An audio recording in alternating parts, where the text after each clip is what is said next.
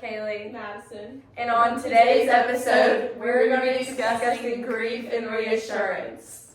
So, hey guys, I know we read this book this summer about trauma of pain, and you know how it goes into depth of suffering, grief, reassurance. Like, how did that affect y'all in that manner? I thought it was a really good book. I got a lot. Yeah, from it. I got a lot from it. It had really good points. Oh, I know, especially C.S. biblical. Yeah, C.S. Lewis is a very I see his quotes everywhere. Yeah, me too. And inspirational quotes, and I think I didn't know that book existed at first. I didn't even know he was a Christian, but I just think it gave a lot of good standpoints about faith. Because I had read some of his other books for school reading, so I didn't know that he was a Christian, had all these views and stuff.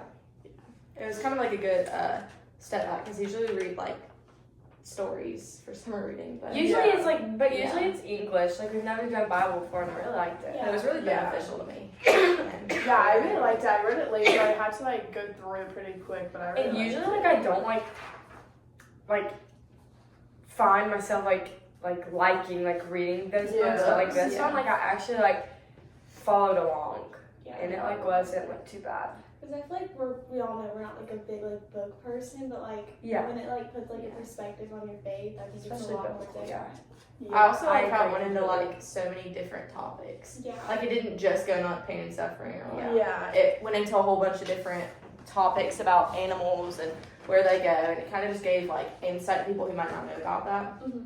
And that did give me insight about a lot of things. Yeah. I agree. Yeah. But there were a few questions in there that kind of stood out to me. Yeah. That asked me to have me really thinking about it. Yeah, same. I thought it was a really good book though. Yeah, I really did like it. So, how's everyone doing today?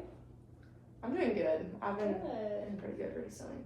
I'm doing good, but I've been struggling recently because I just moved to a new school and I've had to leave all of my friends at my old school, and so I've been struggling with but I've been looking to God. That's good. That's good. That's something really rough to go through. Yeah, I think that's definitely a hard patch because you have all those friends and you're connected, and then it's just And you have to leave. A whole new And make new friends. And it's hard to find new friends too. Yeah. especially when they have other groups. Yeah. I'd also say I'm struggling a bit, but more with consistency, because I go to church, I'm in a small group, I pray and I do all that stuff, but I just don't feel as close with God as I should feel. You feel you should feel closer. I feel I should feel closer because of everything that I do, but You just I just don't. Yeah.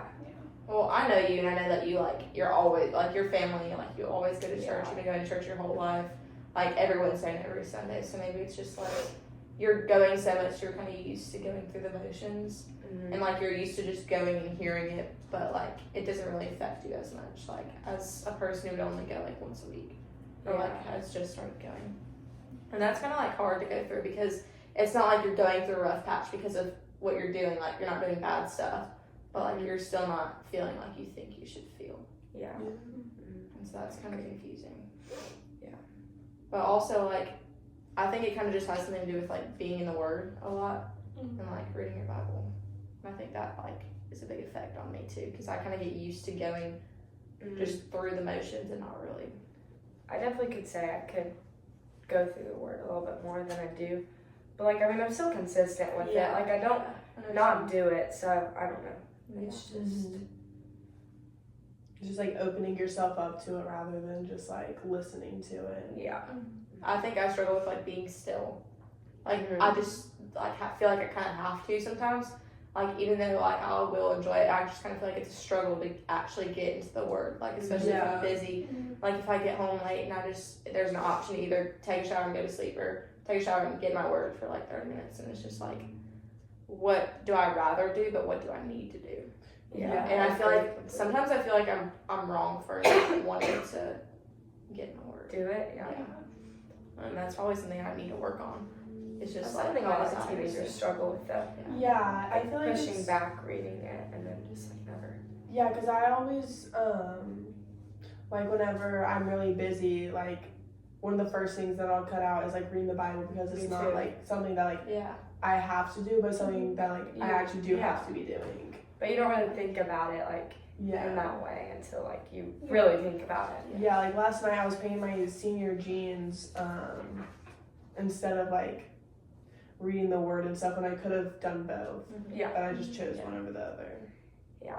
I think like sometimes like it kind of makes me realize that like I went through a big patch to where like I was like just getting into my faith because I just recently got saved like a year ago, like for real got saved.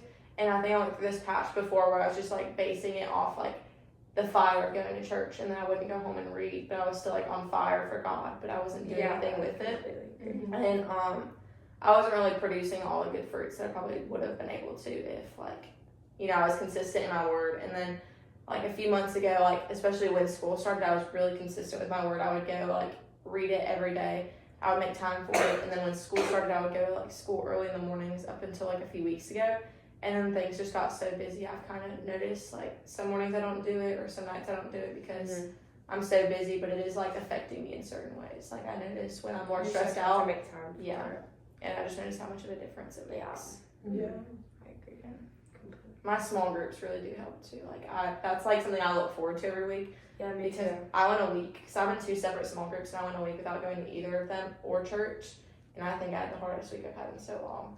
Just because it was like harder to not be able to talk about things with people. And I just think that helps a lot. Yeah. Yeah, I agree. All right, so Madison, how did you feel, like, did anything stand out to you in the book? Like, because there was a lot of different topics in the book. So what stood out to you? I feel like the main one that like stood out to me was like the pain and suffering, because I feel like we all just relate to it in like a whole like deeper connection than we think. Yeah, and it can be in many different ways too. Yeah. Yeah, there was a lot of like different like subsections to that too, because most of the book was about pain and suffering. Yeah. And I got so much from that part. I did too, yeah. So how do y'all respond when it's our states of happiness, like our broken toys, and we are only faced with suffering, and we only depend on God during our hard times? I find that very common. Like, I think realize- that's me too. something like lots of Christians go through. Mm-hmm. Like you don't think like when you're like something good happened, you don't think like to go thank God, but like when like something isn't going your way, like you go and pray to God about it. But like I feel like that's very normal, but like it should be something that like you should we do. praise Like God for, yeah, the good things. we shouldn't just pray to Him, but we should also like praise Him.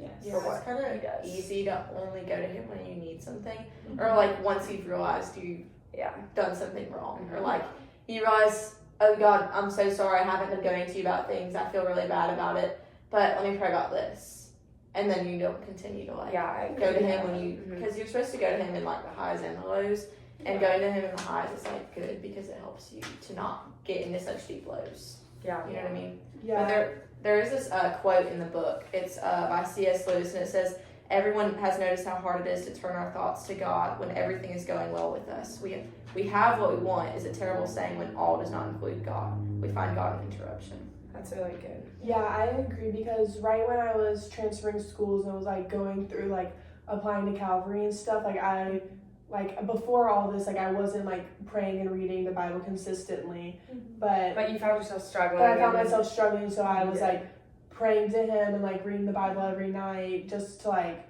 rebuild the connection that I kind of lost. Yeah. And it was during a time when I was struggling, and then now that I'm not struggling anymore, like I still am reading the Word and like praying, just because like That's good. I realize like how good it is like for me. Yeah. So you're also not only doing it when you're in the bad, also. Yeah. So that's good. But like I only just started doing it like consistently again when I was in the bad. Yeah. Yeah. I think it's really common to. Yeah.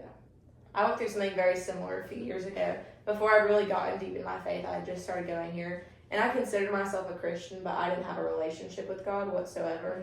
And I had just come to this school and I didn't know a single person. And I think it was like one of the hardest things to get through in my life because I didn't have anything to base off of. And I thought everything was based off like my reputation and my friends or like everything. And I think like that's a good thing to notice is like your dependence on God. And that like it kind of humbles you a little bit to know that even if you do lose everything or like you're going through something, that the one stable thing should be your relationship with God, like constantly.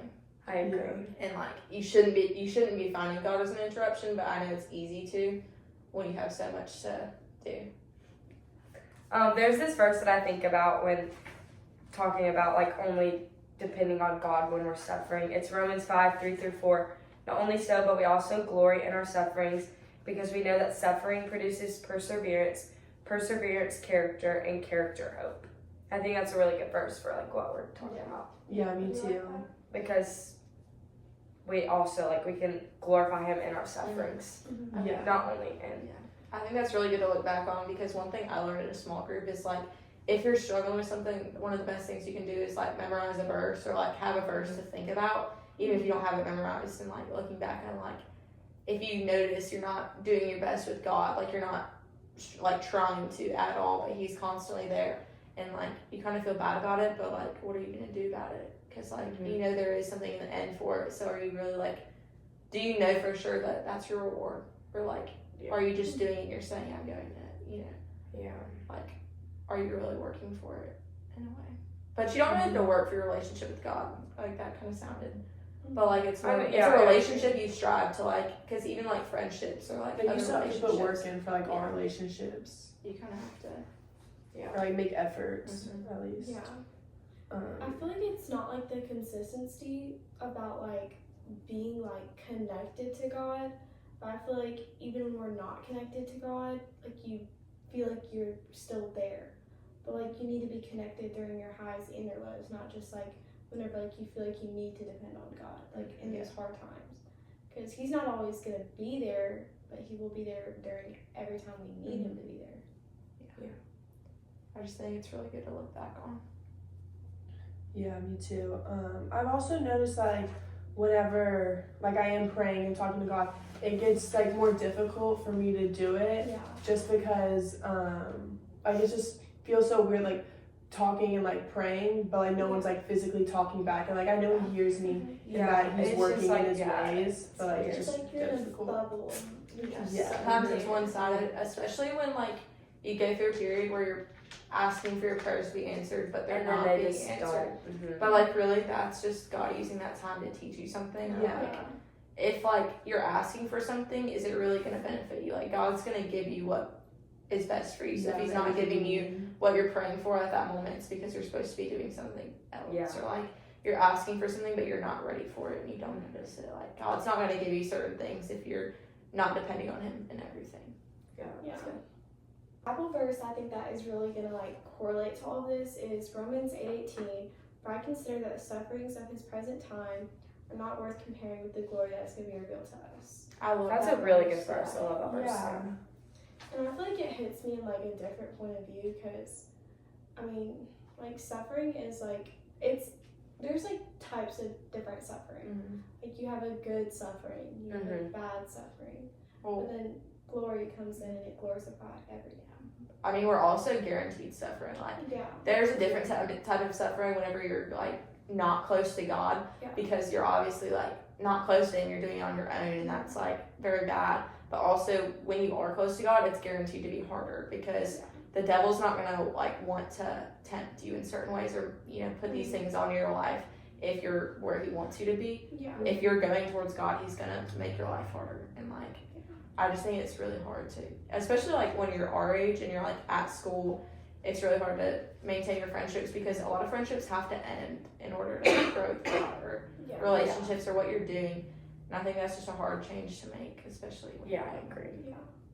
But that's a really good verse, just to remember that. So how do y'all all like relate into that verse? I really like the part where it says like the present times like of when you're suffering, like just don't compare to the things above. But I would say that like whatever tribulations we go through on earth, just don't compare to the joy that's found in eternity. And we're supposed to live for the joy of eventually going to heaven no matter what we're going through. Yeah, I really like that perspective, because it's like even if we're going through something really hard and really difficult, like a good way Just to think get about through it like is, also just think about like what's gonna happen in the end. Like you have it's eternity like in heaven. with heaven with him. So Think about So just don't compare that. That's why I like, there's a verse, I think it says like, set your mind on things above. And I think that's something that I need to think about more, because I do think about it like sometimes, and it does help me. Just so, like when I'm going through something, I'm like, this is so little compared to, like if I'm going through something, I'm like, this is literally so little compared to what, you know, I'm gonna have, and why don't I just give it to God, because it's really not that important. Yeah. I agree. And I think it's just good to remember that. compared to how like long eternity is, none of this is anything. It's like this much compared to forever. Yeah. And really, it's just good to look back on. Yeah. A quote from The Problem of Pain, the book we read over the summer. It says, "You have to build up character from the pain we suffer. Not all pain is bad, but it can give us glory and hope." And I feel like that's also a really good one because, like, going through, like, what you just said, like, when you're going through pain, as long as you can, like, get through it, like, you can glorify God at the end of it. Yeah. Well, also, like, when you're growing with God, you're going to lose people because darkness does run from light. And I think that's something I experienced that kind of took a turn on me because at first I was giving up things and I didn't realize I needed to give up certain friends. But when I did, it kind of felt like, I mean, why am I going through all now this? you like realize. Yeah, Like like that. a big relief off. Yeah, like why do I have to let go of these people? Mhm. But it really did help me in the long run. Yeah. Hey guys, we're back. Yesterday we talked about our dependence on God and happiness and how we can only rely on God when we need Him. And today we're going to be talking about how animals go to heaven or not, based off C.S. Lewis's book in The Problem of Pain. We have a few different opinions about it. Yeah. I personally think that all animals go to heaven. I kind of agree with Kaylee. But then Coach Burns pointed out that, like, are there cockroaches and, like, gross animals? Like in heaven? rats. Yeah. Like, I'm thinking about, I know, like, when I think puppies about and, that, like, horses. yeah, me too. Yeah. Like, I don't know how to. It's But hard if to like one generalize animal it. goes to heaven, They the all other have yeah, to. I yeah. agree. So And then me and Madison like kind of disagree with it based off just like a few facts. So we're just gonna go through like a few Bible verses about like what each of us like think and what we've heard. And we don't really have like one complete answer for it all because the Bible doesn't state like a complete fact on if animals do go to heaven or not. But it's just only something we're ever gonna find out, like, when we go to Yeah. heaven and see. we just want to discuss our opinions a little bit. There's a verse, it's Romans 10:9, that says, "If you declare with your mouth Jesus is Lord and believe in your heart that God is raised from the dead, you will be saved." So that kind of backs up the fact that animals probably don't go to heaven because you have to declare your faith And to go to like heaven. they can't. Like, Yeah, Yeah, they can't talk and they can't, like, actually learn about God. but that you also do have something. But that like I says- was saying the other day that like if God created humans and they can go to heaven, God created animals and they can go to heaven. Mhm. Like Do you He create like Do you have a verse for that? Do you have a verse on all flesh going to heaven? Yeah, I was reading my Bible the other day and I stumbled across a verse that Shayla was talking about that I think Kaylee's finding right now about how, like, if you have flesh, then you can go to heaven. But we were talking about that, but not all Flesh, humans go to yeah. heaven. So that wouldn't make sense, but it says that somewhere. I just think it's a really contradicting topic because sorry, Luke 3:6. It says, "And all flesh shall see the salvation of God." And animals are flesh, so and therefore that's so confusing. they go. Because all flesh does Yeah. include like all humans, but not all humans do go to heaven. A lot of humans go to Yeah. hell, and so it's just kind of difficult because with the fact that animals can't claim their salvation because they're not like. I mean, we don't know if they have like a mind of their own or whatever, but I mean, God did create humans to have like souls and hearts and like, you know, to talk like how we do. Like we're His prized possession. Animals are His prized possession. He created those. He didn't create animals on the last day. You know what I mean? Yeah. And I think it's just a very difficult subject to really think about because if animals can't claim their salvation, but the Bible is telling us that all flesh sees the kingdom of God, does that mean that all flesh, like, you know what I mean? It's really confusing. Yeah, Do it animals, is if very animals don't go to confusing. heaven, then where do they go? Do they go to hell or do they just go nowhere? Yeah, that it is really is confusing. There's a verse, Revelation 19:11 that says, "Then I saw heaven open and behold a white horse." I like looked into that, but it also I read other people's opinions on it, and it's supposed to be, I think, like the white horse is supposed to be like symbolizing an angel. I've rather heard than- that too, rather than an actual like horse. Yeah, than an actual horse. But I also Like you read about heaven and you think of Yeah. horses and Yeah. chariots and I don't know. I feel like it's very. I don't know. It's very like confusing because we also had the same point of view, like the Rainbow Bridge, and talking about the horse of the Yeah, I did see one Yeah. thing where it says that when animals go to heaven, there's just a rainbow bridge waiting for them, and I just believe that. Yeah, and also when I was like in 4th grade or something, like I read a book or someone came to my school to talk about like heaven is for real. There was that book where this boy went, he died, and then he went to heaven, and they came back, and he was like, there are rainbow horses and everywhere. But then I was like doing research for this topic. It ended up, I think, being a hoax. And he didn't actually like do anything when he died. He just was there. I mean, And I didn't think make it to heaven. like the only thing you can base like for sure facts off is the Bible. Yeah. So it's kind of hard when it's not in the Bible to base it off of like other people's experiences, or you just base off if you do go to heaven and you see it for yourself. 100%. But if you do go to heaven, you're just in heaven. I mean, you can't really tell people about it. Yeah. So like it's hard because it also, I read somewhere in my Bible, it said something about how when you're in heaven, you might be separated from the people you love. Or I've heard you can either be separated from them and you won't recognize them, or you'll be together with them in heaven. So that's just kind of confusing. Like, if you're reunited with your family, then would you be reunited with, like... Yeah, and especially with the people who, like, their pets, like, are, like, their family. Like, they don't really have, like, any other, like... person to go to. Yeah, and so, like, their pets, like, it's, like, their baby or whatever. And so it's, like, that's confusing. But I think it also might mean like blood family and stuff. Yeah. I just think overall it's really a really contradicting topic that nobody really knows the answer to. Because like in all you do want your pets to go to heaven. Yeah. But like also you're thinking about like if you consider pets, you have to consider like everything. Because if you say like all people go to heaven, you're not considering people that aren't saved. Like you have to consider people that aren't saved, and you don't want to really consider that. But it is a big thing to consider, and so. I think it's just a really hard topic knowing that, like, most animals probably don't go to heaven because you have to, like, the Bible does say, like, a fact is that you have to declare your faith. And so, like, I think that's the only thing you can really base off of is if you can't declare your faith, then you can't go to heaven.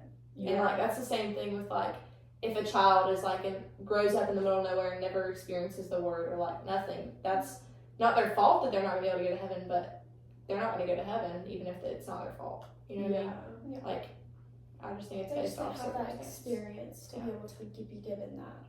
And I think it's just the same way for animals. Yeah, that'll definitely change my perspective. Yeah, me too. I like the Sadly. Bible verses. I just I think there is no for sure answer until we actually I don't think heaven that and see. there's like a yes or no want answer. to believe that they do go, but there's just no way of telling until we're there. I mean, you can tell yourself to believe it. And there's more backing like saying that they don't necessarily go to heaven than there is that they do. Yeah. So, but overall, I think it's just not for sure. But that we just won't know until we get into heaven. Well, I would conclude that for our podcast. Yeah. I had a great time. Everyone enjoyed. Yes. Yeah, that was such a great time. I think I learned a lot about the importance of community. Yes. Especially in our first topic, just like being able to talk to people about it. Yeah. Was really good. I definitely hit a big point on it. Yeah, me too. It really helped me like not like stay consistent because I already was, but like remind me that it's so important to stay consistent. Yeah. I think that book was great. I think I need to read it again. It definitely makes us like get I really closer. enjoyed reading that book rather than like an English book over the summer. It really was It had more stuff we like related to, and like I feel like it it got us to like think and like read the Bible, like go deep, read scripture. Like I think going in and digging for verses, especially for the second topic, was very hard to find like stuff to base off of. But I think like being able to talk about it with you guys like helped me to be able to talk about it. You know what I mean? Yeah, I agree. But I would conclude this episode. And I'm Shaylin. I'm Celia. I'm Kaylee. And I'm Madison. And y'all have a great day. Bye guys. Bye.